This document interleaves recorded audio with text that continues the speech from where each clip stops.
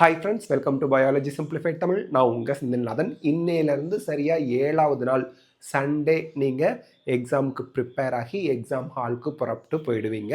Exam எழுதுகிற நாள் வந்துடும். ஓகே, இந்த இருக்கிற 7 நாட்களை நான் எப்படி இஃபெக்டிவாக பயன்படுத்துறது நீட் யூஜி 2026 எக்ஸாமினேஷனுக்கு அப்படிங்கிறது தான் ஸ்டூடெண்ட்ஸுக்கு இந்த வீடியோவில் நம்ம சொல்ல போகிறோம். ஸோ ஃபஸ்ட் ஆஃப் ஆல் நீங்கள் ரியாலிட்டி செக், யதார்த்தத்தை புரிஞ்சுக்குங்க. First no new topics in these 7 days. ஏன்னா ஏதாவது ஒரு நியூ டாபிக், இது வரைக்கும் நீங்கள் அந்த டாபிக் படிக்கவே இல்லை, அதை நீங்கள் எடுத்து வச்சிங்க அப்படின்னா என்டையர் டே அல்லது என்டையர் வீக்குமே அதில் போயிடுறதுக்கு வாய்ப்பு இருக்குது. அதனால் நியூ டாபிக் எதுவும் எடுக்காதீங்க. அண்ட் உங்களோட கான்ஃபிடென்ஸை அது பிரேக் பண்ணுறதுக்கு வாய்ப்பு இருக்குது. ஐயோ இது எனக்கு புரியவே இல்லையே அப்படிங்கிற ஒரு தாட் உங்களுக்கு வரக்கூடாது. அதனால் நியூ டாப்பிக்கை டச் பண்ணாதீங்க. ரெண்டாவது, only revision plus practice. So இந்த வீக்கில் நீங்கள் ஆல்ரெடி படித்ததை எடுத்து ரிவைஸ் பண்ணுங்கள், கொஷின்ஸ் நிறைய ப்ராக்டிஸ் பண்ணுங்கள். அதுதான் உங்கள் மார்க்கை ஆக்சுவல் நீட்டில் பூஸ்ட் பண்ணும். அடுத்து, focus on accuracy rather than attempts. So நிறைய கொஷின்ஸ் அட்டம் பண்ணுறதுக்கு பதிலாக குறைவான நேரத்தில் அதிகமான கொஷின்ஸை அட்டன் பண்ணுறதுக்கு ஹெல்ப்ஃபுல்லாக இருக்கிறது அக்யூரசி அப்படின்னு சொல்லுவோம். குறைவான நேரத்தில் கரெக்டாக ஆன்சர் பண்ணணும், that is very important. So அதற்கு உங்களை நீங்கள் தயார்படுத்துங்க. Stay calm, avoid panic. தயவு செய்து காம் அண்ட் கம்போஸ்டாக இருங்க, பேனிக் ஆகாதீங்க. பேனிக்காக இருக்கும்போது உங்களால் ப்ரொடக்டிவாக இருக்க முடியாதுங்கிறது தான் யதார்த்தம். அதே காம் அண்ட் கம்போஸ்டாக இருந்தீங்கன்னா இருக்கிற டயத்தை இஃபெக்டிவாக நல்லா பயன்படுத்தலாம். நெக்ஸ்ட்டு, 7 day பிளானில் ஒரு ஓவர்வியூ மட்டும் நான் உங்களுக்கு சொல்கிறேன். ஃபஸ்ட்டு 5 daysக்கு நீங்கள் ஃபுல் ரிவிஷன் பண்ணுங்கள். Physics, chemistry, biology and mark test எல்லாம் எழுதி பாருங்கள். ஒரு நாளைக்கு மினிமம் ஒரு மார்க் டெஸ்ட் எழுதுங்க. Day 6 அன்னைக்கு லைட் ரிவிஷன் முடிஞ்ச அளவுக்கு அப்படியே கோ த்ரூ பண்ணுங்கள், ஃபார்முலா ரீகால் பண்ணுங்கள். Day 7 நல்லா ரிலாக்ஸ்டாக ஃபீல் பண்ணுங்கள். அதுதான் ரொம்ப ரொம்ப முக்கியம்.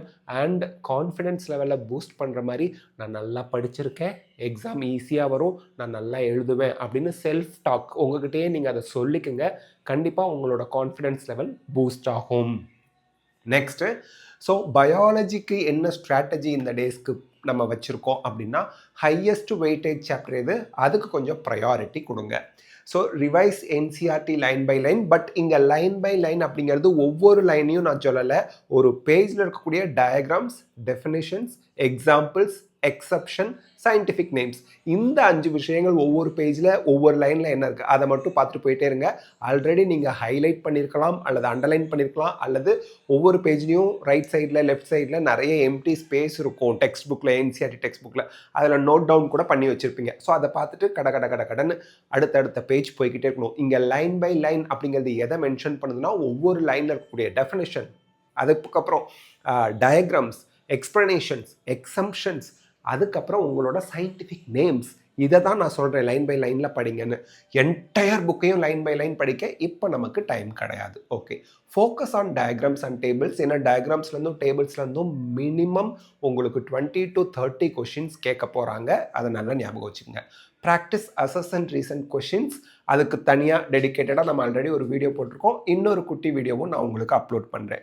ஸோ ரிவைஸ் பண்ணும்போது genetics, ecology, human physiology, plant physiology சாப்டர்ஸ்க்கெலாம் நல்ல ஸ்ட்ரெஸ் கொடுத்து ரிவைஸ் பண்ணுங்கள். ஏன்னா அதிகமான கன்ஃபியூஷன்ஸ் உங்களுக்கு இந்த யூனிட்டில் தான் இருக்குது.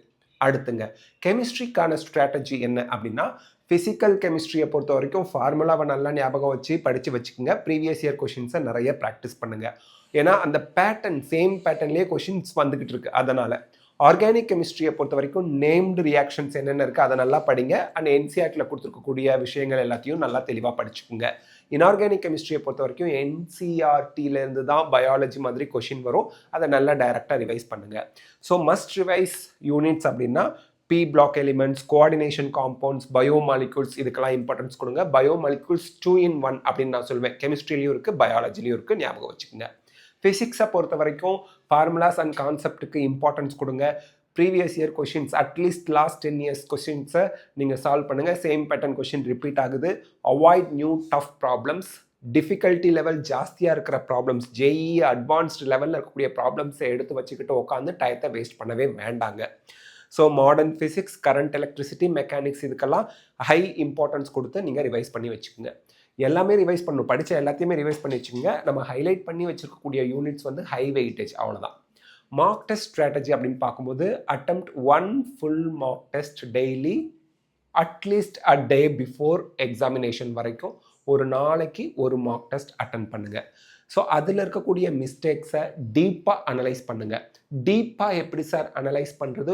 ஒன்றும் இல்லை, அந்த கொஷின் எந்த சாப்டரில், எந்த கான்செப்டில், எந்த டாப்பிக்லேருந்து வந்திருக்குன்னு பாருங்கள். அந்த டாப்பிக்கில் கேட்ட கொஷின் தப்பு பண்ணியிருக்கோன்னா அந்த டாப்பிக்கை இன்னொரு தடவை ரிவைஸ் பண்ணுறது தான் நீங்கள் டீப்பாக அனலைஸ் பண்ணுறது அப்படின்னு அர்த்தம். Identify week areas. ஸோ எங்கே தப்பு பண்ணுறீங்க அதான் வீக் ஏரியாஸ், அந்த ஏரியாஸ் எடுத்து நல்லா தரவாக ரிவைஸ் பண்ணுங்கள். Improve time management. டைம் மேனேஜ்மெண்ட்டுங்க அப்படிங்கிறது 3 மணி நேரம் 2 to 5 PM டைம் அந்த வச்சு நீங்கள் அந்த டியூரேஷனில் மத்தியானம் மார்க் டெஸ்ட் எழுதுங்க. அந்த 3 மணி நேரத்துக்குள்ளேயே நீங்கள் 180 கொஷின்ஸ்க்கு ஆன்சர் பண்ணுற அந்த ஒரு ஸ்ட்ராட்டஜியை டெவலப் பண்ணுங்கள். அதுதான் டைம் மேனேஜ்மெண்ட்டை இம்ப்ரூவ் பண்ண ஹெல்ப்ஃபுல்லாக இருக்கும். Error analysis mistake note book அப்படின்னு சொல்லுவோம். அதை மெயின்டைன் பண்ணிட்டு இருப்பீங்க.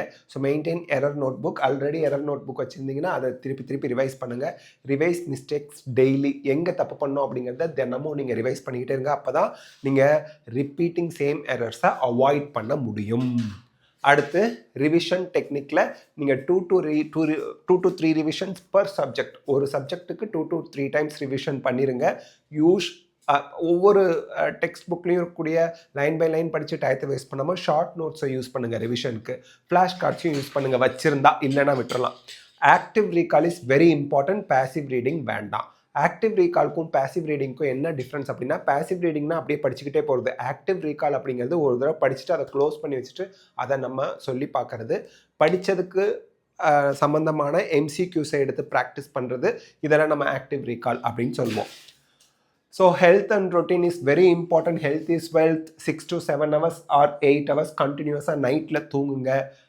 ஃபுட்டு வந்து வெஜிடபிள்ஸு எல்லாம் இருக்க மாதிரி ஃபைபர் ரிச் ஃபுட் சாப்பிடுங்க. ஹெல்த்தியான ஃபுட்டு சாப்பிடுங்க. மோஸ்ட்லி அவுட் சைட் ஃபுட்டை இந்த 1 வீக்குக்கு அவாய்ட் பண்ணிவிடுங்க.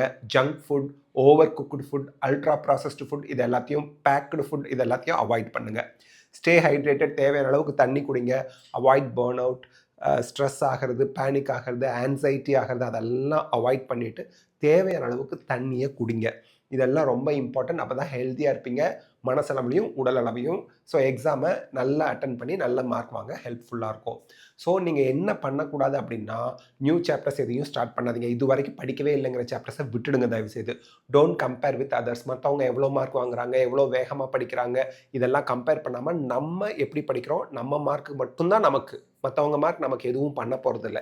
அடுத்தவங்க போன டெஸ்ட்டில் விட இந்த டெஸ்ட்டில் அதிக மார்க் வாங்கியிருந்தாங்கன்னு நம்ம டென்ஷன் ஆகிக்கவும் வேண்டாம். அதே போன டெஸ்ட்டில் விட ஒருத்தர் கம்மி மார்க் வாங்கிட்டாருன்னு அதை பார்த்து அப்பாடா பிரச்சனை இல்லைன்னு சந்தோஷப்படவும் வேண்டாம்.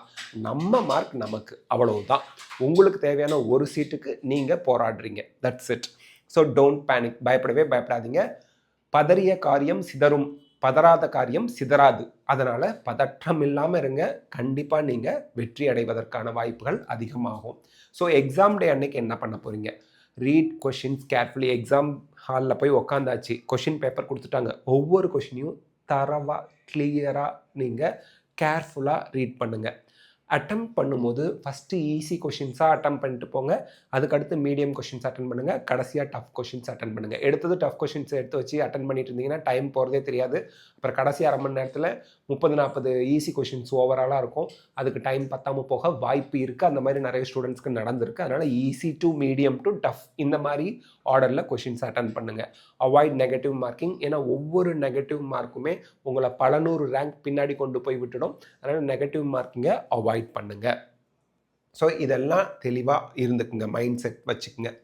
You did not come this for to stop now. இவ்வளோ தூரம் கடந்து வந்தாச்சு. இன்னும் கரெக்டாக 7வது நாளில் நமக்கு எக்ஸாம் இருக்குது. இவ்வளோ தூரம் கடந்து வந்தது அப்படிங்கிறது நம்ம இதை விட்டு விலகி போகிறதுக்கு கிடையாது. எதையும் பார்த்து பயந்து அதை அவாய்ட் பண்ணுறதுக்கு கிடையாது. அதை தைரியமாக ஃபேஸ் பண்ணுறதுக்கு தான். அது வாட் எவர். நீட் யூஜி என்ன பெரிய கம்பசூத்திரமாக கிடையாது. அதை உங்களால் தைரியமாக ஃபேஸ் பண்ண முடியும்.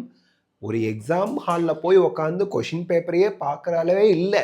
அதுக்கு முன்னாடியே நீங்கள் எப்படி அதை என்னால் அட்டன் பண்ண முடியாது, நான் மார்க் வாங்க முடியாதுன்னு நெகட்டிவாக திங்க் பண்ண முடியும். இன்னும் கொஷின் பேப்பரே பார்க்கலையே. நீங்கள் படித்ததுலேருந்து நீங்கள் ப்ராக்டிஸ் பண்ண பேட்டர்ன் கொஷின்ஸே வந்திருந்தா வரும். So be positive, think positive. கண்டிப்பாக நீங்கள் நல்லா படிச்சிருக்கீங்க, நல்லா ரிவைஸ் பண்ணியிருக்கீங்க, நிறைய டெஸ்ட் அட்டன் பண்ணியிருக்கீங்க. ஆக்சுவல் நீட் எக்ஸாம்லேயும் நல்ல மார்க் வாங்குவீங்க. இங்கே நல்ல மார்க் வாங்கலைனாலும் அங்கே ஒரு அதிசயம் நடந்து நீங்கள் நல்ல மார்க் வாங்குவீங்க, என்ன நம்புங்க. So consistency leads to success.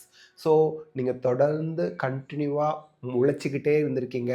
உங்கள் உழைப்புக்கான ஊதியம் நீட் யூஜி 2026 எக்ஸாமில் வெற்றியாக கண்டிப்பாக கிடைக்கும் அப்படின்னு பாசிட்டிவாக திங்க் பண்ணுங்கள். So final reminder, trust your preparation. உங்களோட ப்ரிப்பரேஷனை நீங்கள் நம்புங்க. மற்ற யாரையும் நம்ப வேண்டாம், மற்ற யாரையும் கம்பேர் பண்ண வேண்டாம். நீங்கள் நல்லா ப்ரிப்பேர் பண்ணியிருக்கீங்க. ஸ்டே காம், காமாக இருங்க. அப்போ தான் நிறைய சாதிக்க முடியும். You are ready. பிறந்தப்பவே நான்லாம் ரெடி அப்படின்னு சொல்லுவாங்கல்ல, அப்படி ஒரு கெத்தாக ஒரு ஸ்டேட்மெண்ட்டை சொல்லுங்கள். நான்லாம் பிறந்தப்பவே ரெடியா அப்படிங்கிற மாதிரி. You are ready to write NEET UG 2026 examination. Be positive, stay positive, be successful. All the best, best of luck. God bless you. நடந்தது, நடப்பது, நடக்க போகுது அனைத்தும் நன்மைக்கே. தேங்க்யூ.